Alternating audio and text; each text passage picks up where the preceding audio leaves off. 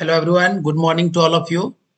बच्चों, इस वीडियो में हम लोग पढ़ेंगे forces between multiple charges, the superposition principle. So let us come to the point. बच्चों, जब हमारे पास कोई सिस्टम ऑफ चार्जेज हो जिसमें बहुत सारे चार्जेस प्रेजेंट हो और अगर हमें किसी एक चार्ज पर बाकी और चार्जेस की वजह से टोटल फोर्स निकालना हो, तो जो टोटल फोर्स होता है बच्चों, that is the vector sum of all the individual forces.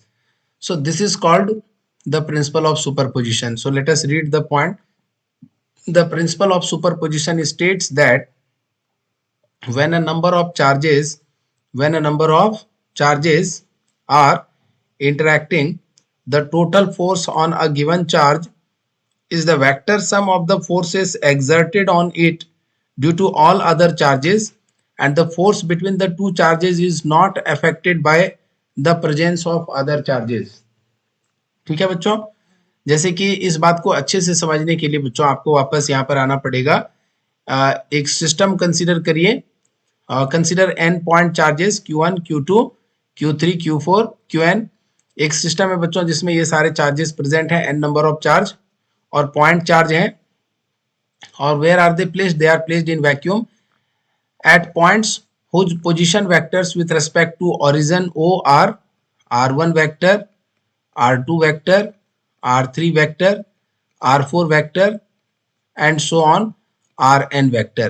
अगर इस तरह से बच्चों अपने पास कोई सिस्टम ऑफ चार्ज है और सारे चार्जेस का पोजीशन वेक्टर बच्चों दिया हुआ अपने पास Q1, Q2, Q3 और सभी का position vector with respect to origin जो है वह r1 वेक्टर है।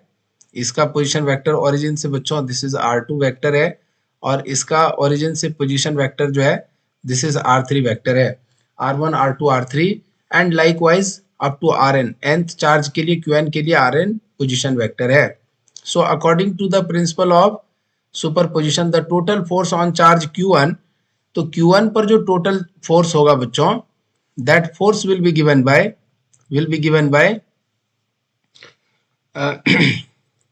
F1 is equal to force on charge 1 due to 2 plus force on charge 1 due to Q3 F1 4, this is force on charge Q1 due to charge 4 Q4 F1 5 and likewise बच्चों we can write F1 n। इस equation को एक बार आप वापस समझिए। कह रहा है कि according to the principle of superposition the total force on charge Q1 पर जो है बच्चों जो फोर्स लगेगा Q2 की वजह से भी लगेगा, Q3 की वजह से भी लगेगा, Q4 अगर होगा तो उसके वजह से भी लगेगा।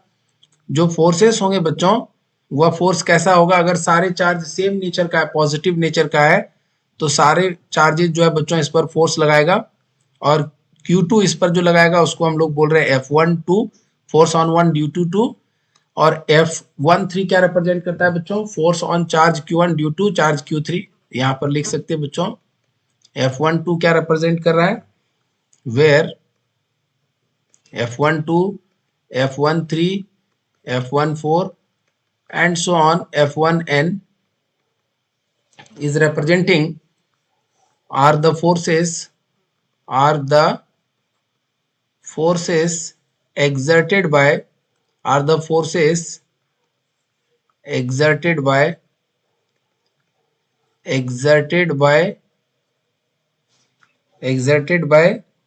or exerted on, it would be better if you will write exerted on charge Q1 by the individual charges Q1, Q2, Q3 and so on Qn, so respectively। बच्चों सभी फोर्सेस का एक्सप्रेशन में आप देख सकते हैं यहाँ पर F1 जो लिखा है मेरे बच्चों, F1 क्या है? This is force on charge Q1 by all the other charges. सभी में 1 सफिक्स है, मींस क्या? Force on 1 due to 2, force on 1 due to 3, likewise you are understanding. ठीक है बच्चों, तो यहाँ पर इट वुड बी बेटर कि आप एक अच्छा सा डायग्राम पहले इसको समझने के लिए बना लीजिए। So let us draw a diagram. बच्चों यहाँ पर या एक्स एक्सिस हो गया, this is Y axis, this is origin. Okay, और हम लोग यहाँ पर जो है चार्जेस को प्लेस कर देते हैं। So let us consider here we have Q1 charge, यहाँ पर बच्चों Q2 चार्ज है, और लेट अस कंसीडर यहाँ पर Q3 चार्ज है। बाकी चार्जेस के लिए यहाँ पर जरूरत नहीं बच्चों लिखने के लिए, अगर हम 2-3 के लिए भी समझ जाएंगे तो बाकी का हम उसको जनरलाइज करके समझ लेंगे। ठीक है, आपको मैं एक्सप्लेन कर रहा हूं। This is Q1, this is Q2 and this is Q3। So this is Q2। बच्चों आपको पता है Q1 का पोजीशन वेक्टर है R1 और Q2 का पोजीशन वेक्टर क्या है, दिस इज R2, और Q3 का पोजीशन वेक्टर क्या है, दिस इज R3। सो सभी का पोजीशन वेक्टर हमने लिख दिया यहाँ पर। अब बच्चों आपको क्या करना है, डॉटेड लाइन से यहाँ पर ज्वाइन कर देना है Q2 को Q1 से, Q3 को Q1 से, और यह जो लाइन आगे एक्सटेंड कर रहे हैं बच्चों, चूंकि सेम नेचर का अगर चार्ज होगा तो Q1 और Q3 का जो फोर्स होगा बच्चों इसी लाइन के अलॉन्ग होगा, सेंटर को ज्वाइन करने वाला जो लाइन होता है उसी लाइन के अलॉन्ग होता है। So this is force on, यह क्या रिप्रेजेंट कर रहा है बच्चों, this is force on 1 due to 3, और यह जो Q2 Q1 पर फोर्स लगाएगा बच्चों इस डायरेक्शन में लगाएगा, this is force on 1 due to 2। बच्चों इस डायरेक्शन में फ्रॉम Q2 टू Q1 एक यूनिट वेक्टर मान लेते हैं बच्चों R21 कैप, और इस डायरेक्शन को रिप्रेजेंट करने के लिए Q3 से Q1 की तरफ रिप्रेजेंट करने के लिए दिस इज R31 कैप। बच्चों Q1 पर कितने फोर्स लग रहे हैं, सर दो फोर्स लग रहा है, एक F12 एंड एक F13। F12 लग रहा है Q2 की वजह से और F13 लग रहा है Q3 की वजह से। सो अगर दो चार्ज सिस्टम के लिए बच्चों हम लोग लिख रहे हैं, यहाँ पर Q1 पर टोटल फोर्स लिख रहे हैं Q2 Q3 के लिए, Q3 की वजह से Q2 की वजह से एंड Q3 की वजह से। सो लेट अस राइट, लिखते हैं बच्चों यहाँ पर, टेक वन मोर पेज। सो यहाँ पर लिख सकते हैं बच्चों force on 1 due to 2, F12 का एक्सप्रेशन क्या होगा। अच्छा मान लेते हैं कि ये सारे चार्जेस जो है जहां पर प्लेस्ड है वो मीडियम क्या है बच्चों, वैक्यूम मीडियम है, all the charges are placed in vacuum. अगर ऐसा कंडीशन है तो उस केस में बच्चों F12 की जो वैल्यू होगी that will be 1/4 pi epsilon not Q1 Q2 upon, देख सकते हैं आप 2 से 1, ये जो डिस्टेंस है बच्चों इसको R21 से अगर डिनोट कर दें 2 से 1, आप यहाँ पर देखिएगा this is Q2, this is Q1, ये जो डिस्टेंस है बच्चों इसको R21 से मार्क कर रहे हैं, और इस डायरेक्शन में जो यूनिट वेक्टर है उसको R21 कैप से मार्क कर रहे हैं। सो यह R21 जो डिस्टेंस है बच्चों इसका स्क्वायर हो जाएगा, और बाकी इस डायरेक्शन में फोर्स F12 इसी डायरेक्शन में एक्ट कर रहा है, तो इस डायरेक्शन में यूनिट वेक्टर क्या होगा, R21 कैप, ऐसा हमने एज्यूम कर लिया है R21 कैप, तो इसको लिख दिया यहाँ पे R21 कैप। अच्छा सर R21 कैप लिख सकते हैं ना हम लोग R21 vector upon magnitude of R21 vector, तो जरूर लिख सकते हैं बच्चों। जब भी किसी यूनिट वेक्टर को लिखना हो तो उस वेक्टर का वैल्यू अपॉन उस वेक्टर का मैग्नीट्यूड, ठीक है। सो F12 इस तरह से लिख दिया। लाइकवाइज बच्चों F13 अगर लिखने जा रहे हैं सो this will be 1/4 pi epsilon not Q1 Q3 upon R31 का whole square into R31 cap. देखिए बच्चों यहाँ पर अगर Q3 है, यहाँ पर अगर Q1 है, तो इस पर जो फोर्स लग रहा है इस तरफ लग रहा है, सो दिस फोर्स इज, और ऐसा नहीं है बच्चों, आपके जो डायग्राम में जैसा है वैसा ही आप समझिए, ऊपर है Q1 नीचे है Q3 वर्टिकल फैशन में है ना। So you also right in that way only, you can change the colour here. So this is Q1, this is Q3। बच्चों इस दोनों को ज्वाइन करने वाला लाइन जो है इसी के अलॉन्ग लग रहा है, सो दिस इज F31, और इस डायरेक्शन में जो यूनिट वेक्टर लिया है बच्चों हमने R31 cap. So F31 not F31, this is F13, इसको करेक्ट कर लिए बच्चों, this is force on 1 due to 3 और force on Q1 due to Q3। So 1/4 pi epsilon not Q1 Q3 upon दोनों के बीच का डिस्टेंस बच्चों, दोनों के बीच के डिस्टेंस को R31 से डिनोट कर रहे हैं, तो R31 का होल स्क्वायर, और डायरेक्शन जो है इसका क्या है R31 कैप के अलॉन्ग है, और R31 जो है बच्चों इसकी वैल्यू क्या होगी, तो sir R31 vector upon magnitude of R31 vector. So बच्चों इस तरह से अगर कोई अगला चार्ज होता F1 4 लिख रहे होते तो आप बहुत आसानी से लिख सकते हैं जनरलाइज करके 1/4 pi epsilon not Q1 Q4 upon R4 1 का whole square into R4 1 cap. और इसी तरह से बच्चों nth चार्ज के लिए भी लिख सकते थे F1n के लिए 1/4 pi epsilon not Q1 Qn upon Rn1 का स्क्वायर इंटू Rn1 कैप। अब बच्चों ये सारे को अगर हम ऐड कर देंगे तो Q1 पर जो टोटल फोर्स होगा बच्चों, अगर यहाँ पर Q1 के लिए देखें तो केवल 2 चार्ज है, और जनरलाइज करेंगे बच्चों n चार्ज के लिए तो सभी का ऐड करना पड़ेगा। सो वी कैन राइट, एक और पेज ले लीजिए आप और इसको आराम से लिखिए। So F1, what is this F1? Force on charge Q1 due to all the remaining charges. Force on charge Q1 due to all other remaining charges, all other remaining charges. So this is very important बच्चों, due to all other remaining charges. Okay, all other remaining charges. So F1 will be equal to F12 plus F13 plus F14 and finally we can write plus F1n. बच्चों यहाँ पर value put कर दीजिए आप। सो this is 1/4 pi epsilon not Q1 Q2 upon R21 square into R21 cap. दूसरा क्या है F13 के लिए 1/4 pi epsilon not Q1 Q3 upon R31 का whole square into R31 cap. बाकी सब के लिए लिखने की जरूरत नहीं बच्चों, लास्ट वाला लिख दीजिए केवल आप। और लास्ट वाला क्या होगा जी? So this will be 1/4 pi epsilon not Q1 Qn upon Rn1 का square into Rn1 cap.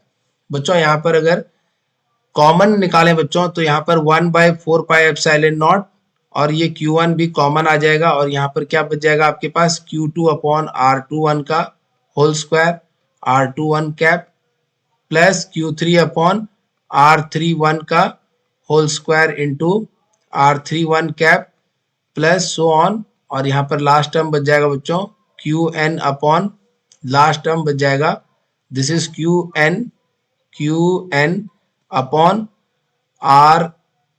Rn1 का whole square into n upon Rn1 का whole square into Rn1 cap. So this will be the value of force on charge 1. This will be the value of force on charge 1 due to all the other forces. So बच्चों this is what called superposition principle और principle of superposition. तो यहाँ पर पहले आप इसको box में place कर दीजिए और एक बार वापस जा करके आप पढ़िए प्रिंसिपल ऑफ सुपरपोजिशन। तो प्रिंसिपल ऑफ सुपरपोजिशन क्या कहता है बच्चों? For forces, so the principle of superposition, इसको हटा दीजिए बच्चों ये कलर को आप, ताकि आराम से स्टेटमेंट को पढ़ सकें। प्रिंसिपल ऑफ सुपरपोजिशन क्या कहता है? देखिए यहाँ पर this says that when a number of charges are interacting, the total force on a given charge is the vector sum of the forces exerted on it due to all other charges, and the force between two charges is not affected by the presence of other charges. So this is what the statement बच्चों, जो किसी एक charge पर force होगा बाकी other charge की वजह से बच्चों, that will be vector sum। यहाँ पर देखिए बच्चों यह वेक्टर सम है, this is vector sum of all other, vector sum of the forces due to all other charges। और यह बच्चों क्या है? F1 क्या है? फोर्स ऑन Q1 है ना। So this is very important बच्चों। अब बाकी ये F12 F13 F14 F1n हम लोगों ने कूलम्स लॉ को यूज करके यहाँ पर वैल्यूज को लिख लिया। सो this is what called, this is called principal of superposition for forces or forces between multiple charges, the principle of superposition or superposition principle। so बच्चों यहाँ से आगे हम लोग बढ़ते हैं, let us move forward from here। जो बहुत ही इंपॉर्टेंट कॉन्सेप्ट हम लोगों ने यहाँ पे अभी कवर कर लिया है, इसके बाद हम लोगों को आगे बच्चों यहाँ पर पढ़ना है इलेक्ट्रिक फील्ड के बारे में, बट बिफोर दैट मैं एक प्रॉब्लम यहाँ पर डिस्कस करूंगा आपके लिए. I will discuss one problem, so you can note down the problem, write the problem first. This is very very important question बच्चों. An infinite number of an infinite number of an infinite number of charges an infinite number of charges each of an infinite number of charges each of each equal to, not each of, each equal to 4 microcoulomb 4 microcoulomb are placed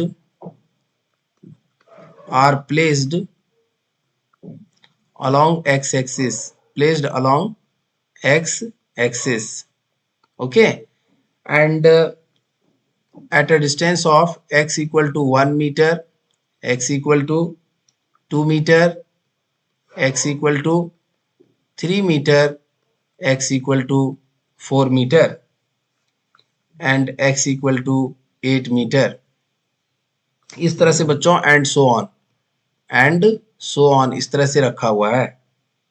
find the total force on find the total force find the total force on a charge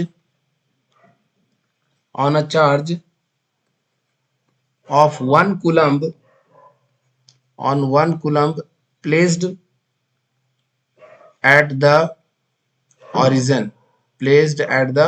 origin. बच्चों इस questions को solve करेंगे. This is very very important problem. So let us come to the point. बच्चों कह रहा है कि an infinite number of charges, या अपना एक्स एक्सिस है. This is the X axis we are plotting here. और प्रॉब्लम में क्या कहा है कि infinite number of charges each of value 4 microcoulomb are placed along X axis at X equal to 1 metre. या 1 मीटर की दूरी पर है एक चार्ज, फिर 2 मीटर की दूरी पर है, फिर 3 मीटर की दूरी पर है बच्चों, फिर 4 मीटर की दूरी पर है. इस तरह से चार्जेस 1 2 3 वाला नहीं है. This is not there, just erase this. x equal to 1 2 4 8 and so on इस तरह से रखा हुआ है. ठीक है. So this is 1 metre. इसकी दूरी यहाँ से बच्चों 1 मीटर है. दूसरे वाले की दूरी जो है वह 2 मीटर है. तीसरे वाले की दूरी यहाँ पर जो है this is, third one is not 3 metre, it is 4 metre. So बच्चों यह 4 मीटर है और बाकी अगला जो है वह 8 मीटर की दूरी पर है. बाकी सो ऑन का आ गया यहाँ पर. ठीक है. सो दिस इज, और सभी की वैल्यू बराबर है, तो we are going to write Q only. इसकी वैल्यू अगर Q कूलम है बच्चों, if this one is of Q coulomb charge, this is also of Q coulomb charge, this is also of Q coulomb charge, और सारे x axis के along रखा हुआ है. ठीक है.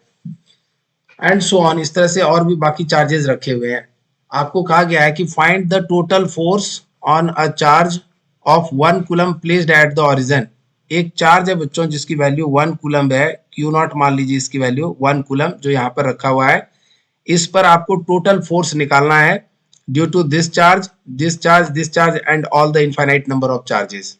सो बच्चों इसके बीच में 1 मीटर, इसके बीच में 2 मीटर, इसके बीच में 4 मीटर डिस्टेंस हमें पता है. तो यहाँ पर हमें क्या यूज करना पड़ेगा बच्चों? वेक्टर सम प्रॉपर्टी और प्रिंसिपल ऑफ सुपरपोजिशन. तो चलिए एक और पेज ले लेते हैं यहाँ पर और इसको सॉल्व करते हैं. लिखिएगा, according to principle of superposition, according to principle of superposition, according to principle of superposition, according to principle of superposition,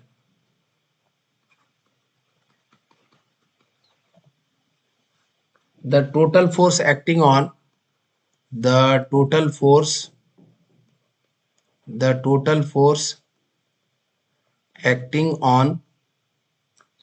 charge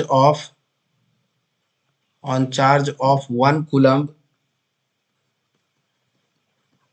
placed at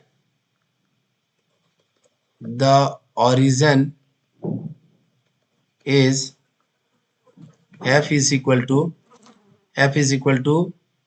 1 by 4 pi epsilon naught q into q naught upon r1 square plus 1 by 4 pi epsilon naught q into q naught upon r2 square plus and so on. बच्चों आप देख सकते हैं यहाँ पर ये जितने भी चार्जेस हैं ये सभी पॉजिटिव चार्ज हैं, तो इसकी वजह से इस पर जो फोर्स लगेगा वो इस डायरेक्शन में लगेगा। दूसरा जो चार्ज है बच्चों यह भी पॉजिटिव चार्ज है, यह भी पॉजिटिव चार्ज है ना, तो यह इस पर रिपल्सन फोर्स इधर ही लगाएगा, यह भी इधर ही लगाएगा। सारे फोर्स एक ही डायरेक्शन में है, तो इसलिए सारे फोर्स बच्चों यहाँ पर सिंपली ऐड कर दीजिए आप। ठीक है, नेगेटिव एक्स एक्सिस के लॉन्ग डायरेक्शन हो जाएगा और इस तरह से हम लोग यहाँ पर ऐड कर देंगे। सो यहाँ पर इसको ऐड कर दीजिए बच्चों। So total force will be equal to F total will be equal to, इसको लिखिए यहाँ पर just a minute. So force total will be 1 by 4 pi epsilon naught, तो कॉमन ले लीजिए आप, take 1 by 4 pi epsilon naught common. So this is 1 by 4 pi epsilon naught, 1 by 4 pi epsilon naught, और Q naught तो common ही है बच्चों, Q not common है, केवल डिस्टेंस डिफरेंट है, R1 square plus R2 square plus R2 square plus R3 square plus R4 square plus so on. बच्चों infinite number of charges है, तो यह सीरीज जो है इनफाइनाइट तक जाएगा। सो Q की वैल्यू बच्चों यहाँ पर आप देख सकते हैं प्रॉब्लम में कितना दे रखा है, what is the value of Q given in the problem. So Q की वैल्यू है बच्चों 4 माइक्रोकूलम, तो यहाँ पर Q की वैल्यू है 4 माइक्रोकूलम, तो 4 इंटू 10 टू द पावर -6, और Q नॉट की वैल्यू 1 कूलम दिया हुआ है, और 1 by 4 पाई एप्सिलॉन नॉट की वैल्यू होती है बच्चों 9 इंटू 10 टू द पावर 9, है ना।